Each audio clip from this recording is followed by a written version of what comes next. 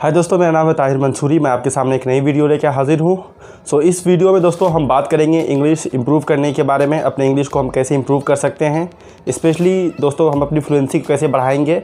अगर आप भी मेरे तरह इंग्लिश को एज अ सेकेंड लैंग्वेज पढ़े हैं, यानी ESL है English as a second language, तो आपको पता होगा कि हमें अक्सर ये प्रॉब्लम आती है कि हम कॉन्फिडेंटली लोगों से बात नहीं कर सकते हैं या हमारे पास फ्लुएंसी नहीं होती है।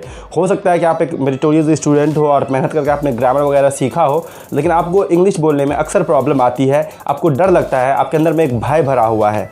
आज की इस वीडियो में दोस्तों हम ये बात करेंगे कि हम अपने इंग्लिश फ्लुएंसी को कैसे इंक्रीज़ कर सकते हैं, अपने इंग्लिश स्किल को हम कैसे इम्प्रूव कर सकते हैं, ताकि इसके थ्रू हम अपने कम्युनिकेशन स्किल को भी बाद में इम्प्रूव कर सकें। दोस्तों मैं इससे पहले आपको ये चीज़ क्लियर कर देना चाहता हूँ कि इंग्लिश बोल पाना एक अलग चीज़ है, इस लेवल की बात है, और जब हम कम्युनिकेशन की बात करेंगे तो वो बहुत ज़्यादा ऊपर हो जाता है, वो बहुत हाई लेवल की चीज़ होती है। सॉफ्ट स्किल का एक पार्ट होता है कम्युनिकेशन स्किल। दोस्तों हमें ऑफ कोर्स कम्युनिकेशन स्किल को इम्प्रूव करना पड़ेगा। इस फास्ट वर्ल्ड में इसके बिना जो है हम कोई भी चीज़ में कामयाबी हासिल नहीं कर सकते हैं। इस वीडियो में मैं आपको 5 टिप्स बताऊँगा, 5 टिप्स जिसके थ्रू आप अपने इंग्लिश को बहुत अच्छी तरह से इम्प्रूव कर सकते हैं। और दोस्तों ये 5 टिप्स मैंने खुद से अपने से ट्राई किया है, और इसके बाद मैंने कुछ बुक्स पढ़े हैं जिसमें ये टिप्स भी मुझे मिला है। और एक्चुअली मुझे कई टिप्स मिले थे, 10 बेस्ट टिप्स मिले थे, लेकिन मैं आपको उसमें से 5 ही बताऊंगा जो मुझे लगा ज़्यादा कामयाब चीज़ें हैं। तो चलिए हम लोग अपने पहले टिप्स की तरफ। टिप नंबर 1 है कि आपको सिनोनिम और एंटोनिम को बहुत सीखना पड़ेगा। सीखने का मतलब सिर्फ दोस्तों याद करना नहीं है, बल्कि आपको उसको सीख के उसका इस्तेमाल करना पड़ेगा।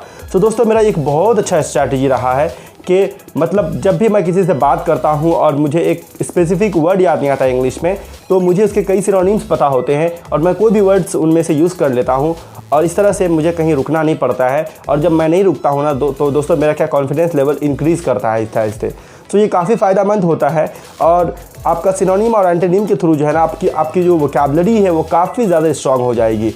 आप इस टिप को ज़रूर ट्राई कीजिएगा। रोज़ कुछ जो है वोकैबुलरी सीखने की कोशिश कीजिए, उसका सिनोनिम एंटोनिम सीखिए। स्पेशली मोबाइल में अगर आपके थिसॉरस डिक्शनरी हो तो उसके थ्रू सीखने की कोशिश कीजिएगा। थिसॉरस में आपको कई सारे सिनोनिम्स मिल जाएंगे। पॉइंट की तरफ चलते हैं दोस्तों, जो है दोस्तों लिसन लिसन एंड लिसन। दोस्तों ये सिर्फ कम्युनिकेशन स्किल की पार्ट नहीं है, बल्कि आप कोई भी चीज़ अगर आप अच्छा करना चाहते हैं तो आपको एक अच्छा लिसनर बनना पड़ेगा। एक अच्छा स्पीकर हमेशा एक अच्छा लिसनर होता है।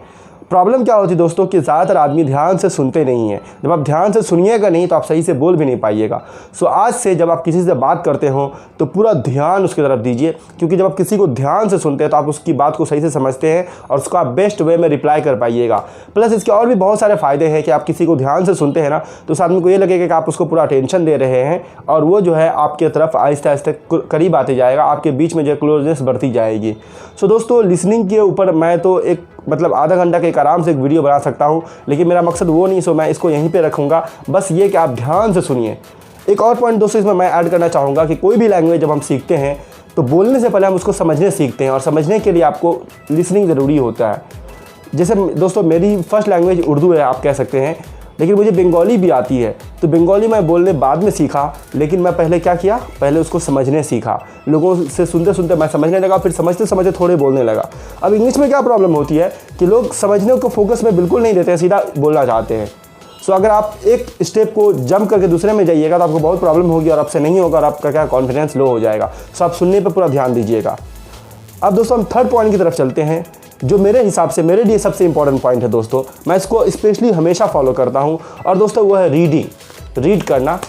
रीडिंग के कई सारे लेवल्स होते हैं। एक लेवल ये है कि दोस्तों आप एंजॉयमेंट के लिए पढ़िए। जब आप एंजॉयमेंट के लिए पढ़ना स्टार्ट करते हैं तो आपका जो होता है ना चीज़ें बहुत स्पीड में इंप्रूव होती है, और आपको कई घंटे तक पढ़ने के बावजूद भी आपको थकावट कोई भी चीज़ आपको ऐसे महसूस नहीं होगी, बल्कि आप अच्छा फील कीजिएगा। सपोज़ कीजिए कोई चीज़ मैं थका रहता हूँ तो मैं उस टाइम क्या करता हूँ, सीधा कुछ रीड करने की कोशिश करता हूँ, और मैं अच्छा खासा रीड कर लेता हूँ। और इसके थ्रू क्या होती है, मेरी इंग्लिश भी, कम्युनिकेशन स्किल भी, सारी चीज़ें ऐसे ऐसे इंप्रूव होती रहती है। मान लीजिए अकेडमिकली नहीं पढ़ते हैं तो कम से कम शौक से आप पढ़ना स्टार्ट कीजिए। चाहे आप जॉब करते हो, घर में बैठे हो, चाहे जो भी आपकी कंडीशन हो, आपको रीडिंग की आदत डालनी पड़ेगी अगर आप चाहते हैं कि आपकी इंग्लिश अच्छी हो। दोस्तों हम अपने 4th पॉइंट की तरफ चलेंगे। 4th पॉइंट बहुत इजी है, बहुत आसान है, और ये आई थिंक सबको पसंद आएगा। दोस्तों 4th पॉइंट जो है वो है मूवी और सीरियल एटसेट्रा इंग्लिश में देखना। आपको यूट्यूब पे भी कई ऐसे वीडियोस मिल जाएंगे जिसमें कहानियाँ बताई जाती है सबटाइटल के साथ। आप कोई भी ऐसे सर्च कीजिएगा कि English stories with subtitles for children, आपको कई सारे मिल जाएंगे। या मूवीज़ देखिए सबटाइटल के साथ, गाने सुनिए, और बहुत सारे ऐप होते हैं, जैसे एक है म्यूज़िक मैक्स है आपका। अगर आप अमेजॉन प्राइम के कस्टमर तो अमेजॉन म्यूज़िक में आपको क्या आएगा, लिरिक्स लिखा के आएगा। तो उसमें आप देखिए दोस्तों कि वर्ड को कैसे जो है नेटिव स्पीकर्स प्रोनाउंस करते हैं और उसके थ्रू आहिस्ते आहिस्ते अपने इंग्लिश को जो है आप बहुत अच्छे तरह से इंप्रूव कर सकते हैं। और सबसे अच्छी बात दोस्तों इसकी ये होती है कि आप इसमें एंजॉय करते हैं तो आपको समझ में भी नहीं आता है कि आप कोई चीज़ को पढ़ रहे हैं। सो इसमें क्या है, आप लंबे समय तक जो है इसका साथ दे सकते हैं, आप इसको कर सकते हैं। दोस्तों अब अपने लास्ट पॉइंट की तरफ चलेंगे। लास्ट पॉइंट में दोस्तों मैं आपको बताना चाहूँगा एक बहुत ही इंपॉर्टेंट चीज़, जो इंडिया में आमतौर पे इसको बहुत गलत तरह से लिया जाता है, इसको सही से समझा नहीं जाता है और लोगों का फोकस एकदम गलत जगह में होता है मेरे हिसाब से। दोस्तों आई एम रियली सॉरी अगर आपको ये बात पसंद नहीं आती, लेकिन ये मैं जो फील किया हूँ मैं आपको वही बता रहा हूँ। और दोस्तों 5th पॉइंट जो है वो आपका ग्रामर के बारे में। सो हमारे यहाँ पे एक सोच बनी हुई है कि अगर हम ग्रामर को सीखेंगे, अगर हम ग्रामर सीख जाएंगे, ग्रामर पे फोकस करेंगे तो मुझे इंग्लिश आ जाएगी। इसमें कोई भी सच्चाई नहीं है। हाँ, अगर आप ग्रामर पे फोकस करते हैं तो आपका ग्रामर बहुत अच्छा हो जाएगा, लेकिन इसका मतलब ये नहीं कि आपको बोलना आएगा। अगर आपको बोलना है तो दोस्तों आपको बोलना पड़ेगा। सो दोस्तों आप अपने दोस्तों से, लोगों से बात कीजिए। और ग्रामर आप सीखने के लिए आप एग्जाम के लिए तैयारी करते हैं, बहुत अच्छी बात है, लेकिन जिस तरह से आप ग्रामर को इंग्लिश सीखने के लिए फोकस देते हैं उसको आप कम कीजिए और इंग्लिश पढ़ने लिखने और बाकी जो 4 पॉइंट्स थे उस पर ज़्यादा ध्यान दीजिए। ग्रामर का आप ये कर सकते हैं दोस्तों कि सीधा रटने के बजाय, उसको बोरिंग बनाने के बजाय, आप जो सब चीज़ सेंटेंस में इस्तेमाल होता है उसको देखिए, उसको उस तरह से इस्तेमाल कीजिए और वो आपके दिमाग में बैठ जाएगा।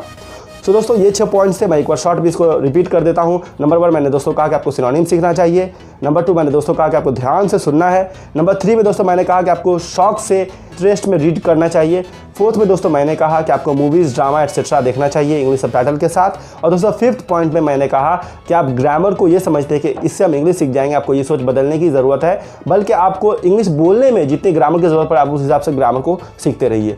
सो दोस्तों आई होप आपको ये वीडियो अच्छी लगी हो। अगर ये वीडियो अच्छी लगी हो तो लाइक, सब्सक्राइब करना ना भूलें।